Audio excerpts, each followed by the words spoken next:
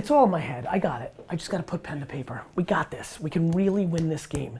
'Cause we're gonna be legends. Gonna get their attention. What we're doing here ain't just scary. It's about to be legendary.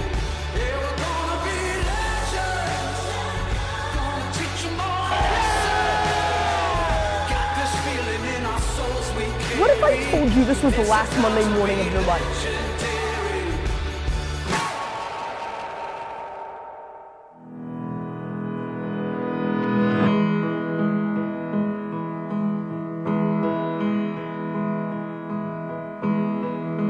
Just like the sun let down at night, you know. Been asked to work a lot, which is what I would say is when it falls into work that's in between what VaynerMedia does or another digital agency does and what a Boston Consulting or Bain does around transformational digital, right? So, Internet of Things, top level domain, new emerging things, or even like hardcore, what's our Facebook video strategy to replace television commercials and make it a Facebook environment, things like that. A lot of heavier thinking. The day of filming.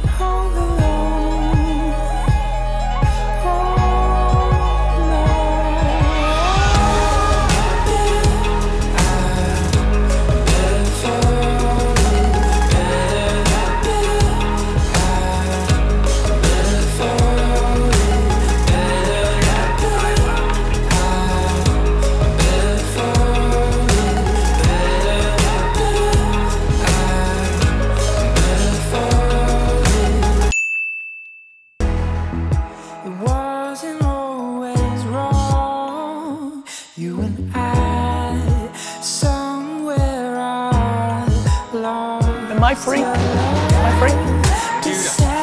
Huge. I appreciate it. So it's love. Something here's not right. You know this. You gonna be okay with that? Something here.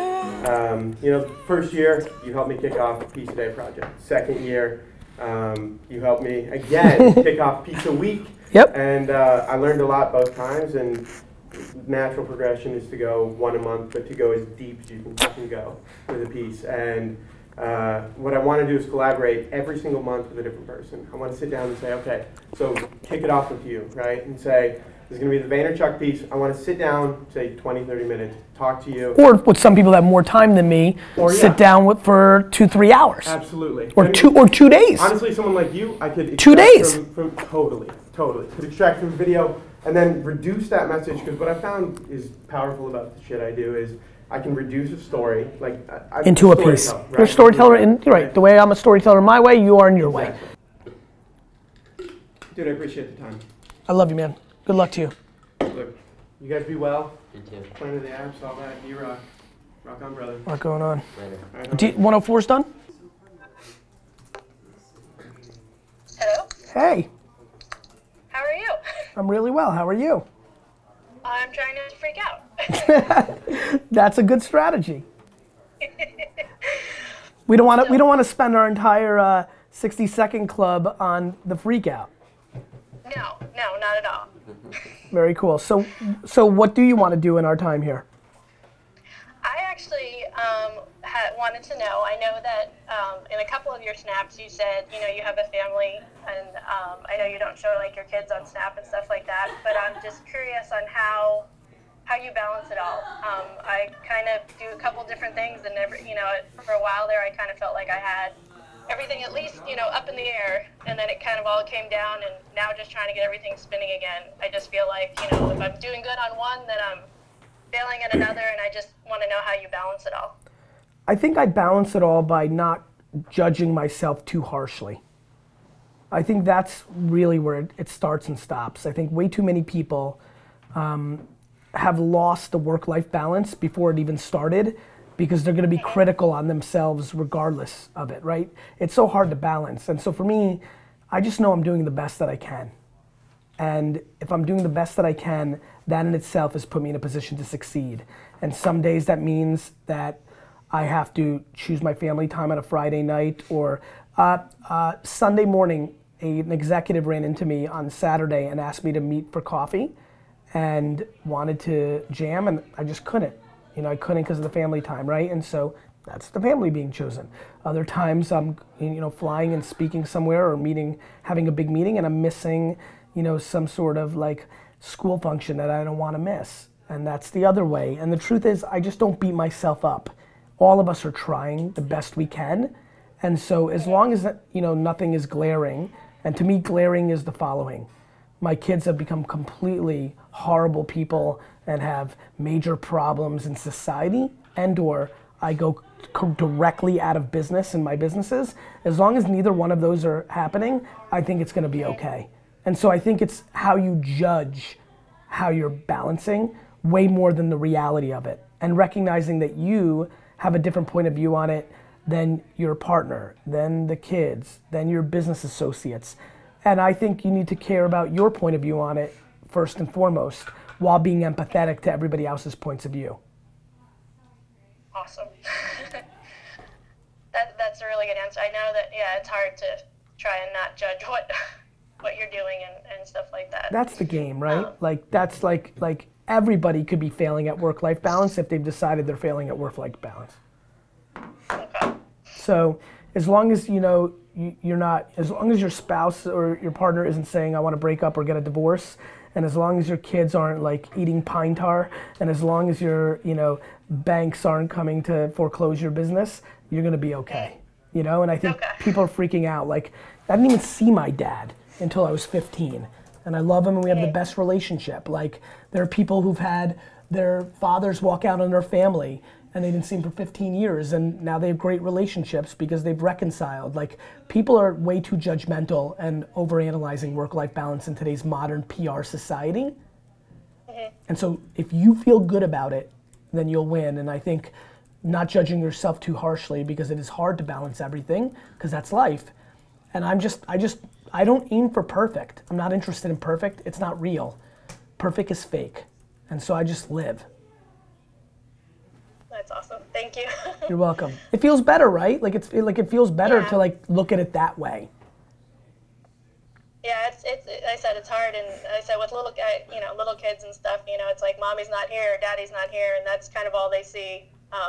You know, as much as they're involved, it's just kind of hard some days. And they're tougher than you think. How old are they? 3 and 8. 3 and 8. Tell me anything you remember of being 3. Go. Not much.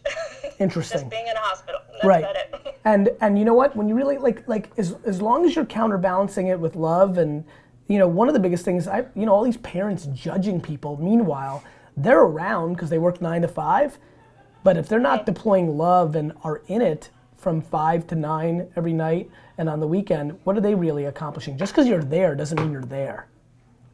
Right. So do you, when you do have your family, like you said, when you have your family time, you just kind of say, that's family time, and that's kind of non-negotiable. Yeah, and that might be different times, but. Yes, and sometimes it, you know, most of the time it works out, but sometimes it doesn't, right? Like sometimes I can get distracted, and I'm just not willing to beat myself up if I decided to go down a rabbit hole for an hour on a Sunday when I should have been all in on the family. That's just gonna happen. Like Right. This is about not beating yourself up and knowing where your intent and your efforts are, and also knowing life's a long game. So in 2-3 years, when I'm taking my kids on business trips and traveling with them and showing them the world, like, that's where the benefits have come from some of the sacrifices. And I don't know, I think everybody, you know, if they had the option of, would you rather have had your parents around every minute from 1 to 5, but not be able to do all these amazing experiences with them from 11 to 18? Versus the alternative? I just have a funny feeling all of us would raise our hand and say, I'll take that 11 to 18 shit. And I plan on dominating that, and some of the sacrifices I have to create between 1 to 8 is something I'm willing to do, and that's my strategy, and I don't give a fuck if some parenting blogger says that I'm not spending enough time with them. Fuck you. Well, thank you. Let me come Let me come and judge you from afar. Do you know what I mean? Yeah. So. Yeah, there's too many people out there doing that. I love your attitude and I love your message, and you know, I started following you a couple of months ago, and I wait for your content every day. I really like it. In fact, there's some days that I'm like, I know that sometimes if, you know, someone's like, I don't have time or this and that, you're like, I'm going to go audit their social media. And I'm like, well, maybe I can piss him off and he'll go audit my social media and tell me I love how it. good or bad I'm doing at this point. But I really appreciate you taking the time. In fact, I was running from my daughter's dance lesson with her yesterday as I'm commenting on your post and hashtagging, and I got home and my family was, I was like, I get to talk to Garyvee, and my husband's like, I don't know what that means, but okay. He's like, what's that? Listen, honestly, and thank you. Right now, I'm feeling really good in my stomach because I knew why I wanted to do this. 60s. I want, you know, I figured out my health by tricking myself into a system where I was accountable to somebody else. I knew that I wanted to do something more for my community. Even though that I feel like I'm at the top of the game, I wanted to be better than my best self. And I needed to trick myself into a game that made me bring more. And at this moment right now, I'm super happy. I've never been happier about this 60, you know, the 60-second club is fun because it's fun to see how many comments and you get in this, it's crazy and that's all fun. But this chat made it better. Well, thank you very much. I appreciate you taking time. Take care, bye-bye. Bye. That was fun. That was good. You want to go? 60-second club. Gotta trick yourself. You just need to be smart about it. We're going heavy up front on that. I'm not sure that's right. Thoughts? I think my thought is that we need to position how we're different than holding companies from like a workflow perspective, but say that we're still call ourselves an agency because that's what we are. I mean, we are an agency. And I do think the point of essentially us saying we are better aligned than other agencies is still a super valid point. I think actually carries a lot of weight. I do too. I just wonder if it's something I talk over to and we just show that we're the best modern day digital agency in the world, you know? I'm just debating that. Yep. And I actually think that sells better, but I'm still consuming this. Keep going. So I think the initial push on this though, Gary, was that this was the deck that was supposed to sell without you. Right, so I'm just wondering if that's even something we want to, like, how do we even sell that without me is something worth debating. I don't think that's a hard story to tell. Okay, I don't think it's a hard story to tell. Yeah, I guess. Okay, let's keep going. I think you bring a certain level of like bravado to it because you're like, it's like what I'm doing. Cool, so then we go into defining what a full stack agency is. So it's consumer attention marries like the fact that we constantly change and we're not married to any specific channels. So this is where we feel like we need to kind of like stat dump and back up the fact that we say what we're saying with recent statistics and facts. So consumer attention is fragmenting across channels. Have some facts here that back that up. Okay. With new channels arriving ever faster, this is where we show like adoption on those channels is happening at scale so quickly. Standalone. Yeah, it's gonna end up being. I'm sorry, I didn't think you were done. No worries. Thank you so much.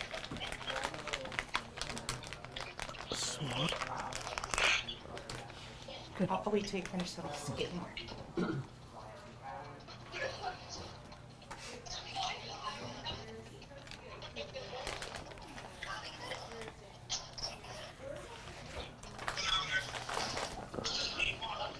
It's a lot less today. I think the place where we will get even more reaction is if this said it's time to stop making commercials and deploying digital 1.0 behavior. Like where I get a lot of traction is I'm not even gonna bother you about commercials. Let's talk about the fact that everything you're doing is banner and search and you're not even adapting to the modern web. It's time to stop making TV commercials and deploying 1999 through 2010 digital behavior. That will work. And obviously we could tweak that a little bit, but that's the energy. It will work. Wait, just to be clear, because when we're not we're getting rid of the 1999 to 2010, right? Correct. This slide says it's time to stop making TV commercials, right? Yeah, no, I think it's so. Yeah, I think I think it's just the word deploying. I think it would be like we're getting discarding. I think would be the word. Got it. Yeah. Okay. Yeah. I'm just looking at the case studies.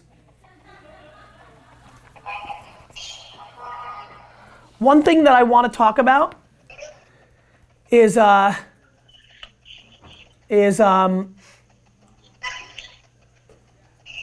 don't like this slide so much. I don't think it's a big enough disparity. I don't like it at all. I'm just talking about the honey empire. One thing we don't talk about is how we think about images on Facebook and Instagram as print and billboards versus banners. Print, billboard, and banners, like the modern way of doing it. It's another way to do more of that work that I believe in, and just something that doesn't come across here, shows our other capabilities besides video. So just something to think about. Okay. I also like some of the Vayner Smart work. Oh, it's right here. Got it. Good. Okay. Or is it like the new place to spend your money? Those are the two things that stand out. Okay. That and probably our favorite videos. Don't we have some other CPG videos that we can feel good about in some way? Yeah, we can show Swedish Fish. Yes. Show ICC. We're showing ICC. I really like Swedish Fish. And another video another slide that I think would work. We have made the modern TV commercial, aka Facebook videos for all of these brands, and then have little screenshots of Mountain Dew and the logo of Mountain Dew and a screenshot from the video. Just an overwhelming showing we're doing this a lot. Like anybody we've made a Facebook video for, I think we should show. In the same way that we used to use logos as these are our clients. That's interesting. You see where I'm going? That will really drill it home. Like a collage. Yeah. I'm also realizing we don't have any chase work in here, which is right, and we have great videos for Chase, like all of it. Yeah. Like, let's get every video, every single logo that we've done a Facebook video for, I want. And if it takes 2 slides, because we show 18 screenshots and 18 logos, and the next one's 18 and 18, mazel tov. I want them to understand everybody's doing it and we're the kings of it.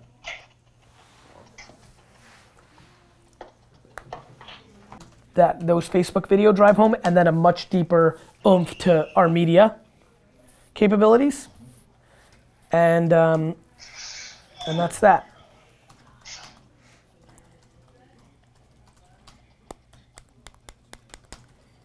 Great. Okay. Okay. Show me the next version when you get a chance. Cool. All right. I Cool. feel like we can make these pretty quickly too, which is good. Yeah. Okay, thanks guys. Thanks. All right, thanks. Take care. Bye. Why did PewDiePie close down his YouTube? It's gonna happen. We're gonna win. This is gonna happen. It's gonna work. Unlike the old days of 20K when it was all creative and it was all organic, 5,000 in ads a month, I know what to do with. On Facebook, I know what to do with influencers. We've got all these accounts of fucking, this is real. Like, I'm not fucking gaining 10,000 fucking followers on Instagram a day. You have a lot of overhead around you. You have a lot of dedicated people around you. It's not cheap to run your brand. Me? Yes. No, I know, but I think the team that we have could run for that price of like 15 to 20K. Like, I think we can run 4. You're also producing way more content. Way more. Local papers, local bloggers, influencers, like it's all in my head. I got it. I just gotta put pen to paper. We got this. We can really win this game. You got me? Yeah. Good, I'm done. It was a tough day. A lot of shit going on. See ya.